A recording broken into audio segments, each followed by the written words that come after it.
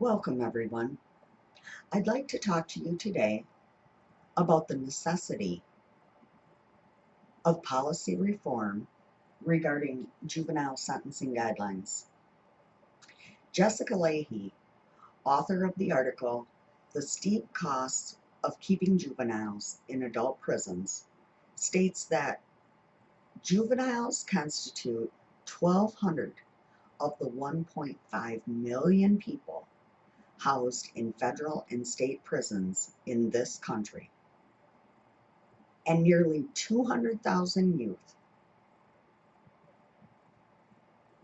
enter the adult criminal justice system every year, most for nonviolent crimes.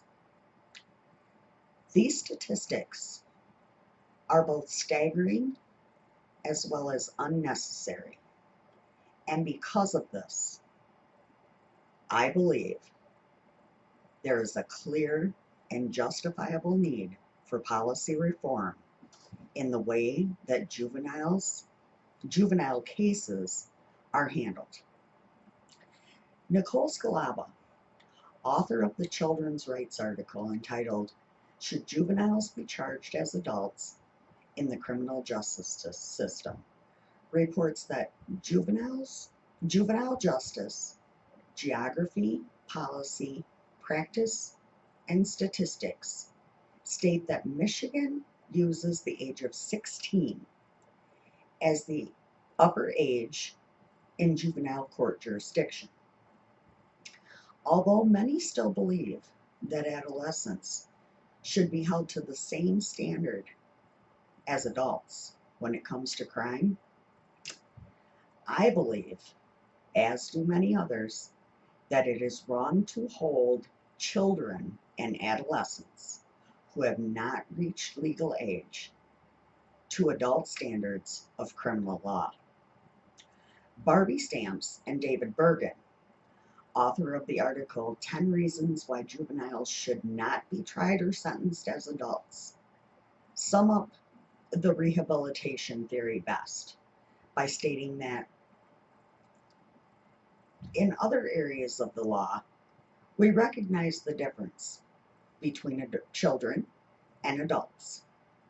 Children are not permitted the same rights and responsibilities as adults because we realize their inability to make adult decisions.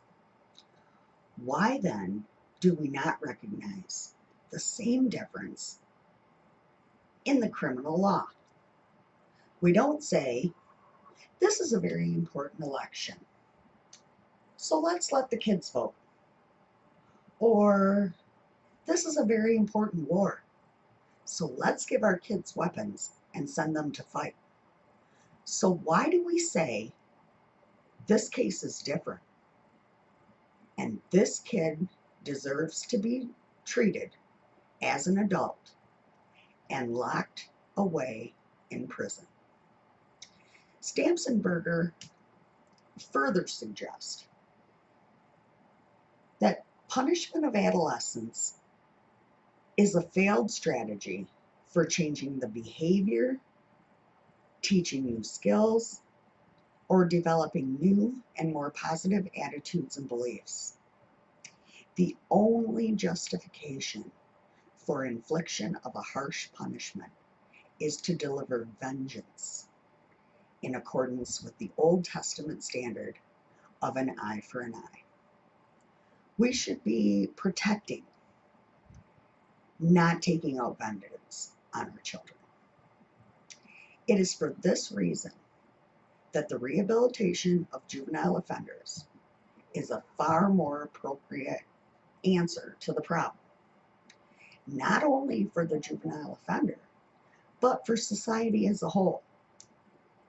Stamps and Berger advised that with appropriate treatment, most children who commit crimes, even the most violent crimes, can be rehabilitated and become responsible adults. Furthermore, there is no proof that incarceration of juveniles protects society. When these juveniles are released, they are often still young, with the likelihood of their rearrest occurring 82% of the time after release from prison. How can incarceration possibly protect society when the juveniles in question are placed in an environment where fellow adult criminals become their teachers?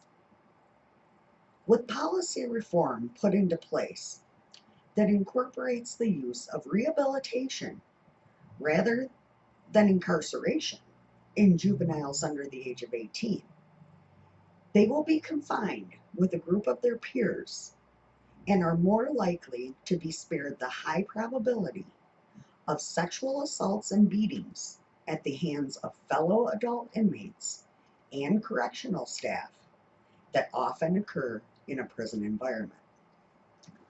This in turn will also reduce the number of times that a juvenile's parents need to be notified that their child has attempted, or in the worst case scenario, succeeded at taking their own life because of these assaults and or beatings in an environment that they are ill-equipped at handling on a mental, emotional, and even physical level. In support of the proposed policy changes, it is imperative that you share your belief in rehabilitation over that of incarceration for juvenile offenders under the age of 18 with both federal and state policymakers. The Michigan Department of Civil Rights is a great place to start. To contact MDRC's legislative liaison, please call 800-482-3604 or email gonzalezl@michigan.gov to get your voice heard and a reform policy underway to protect and ensure a brighter future for Michigan children. Thank you.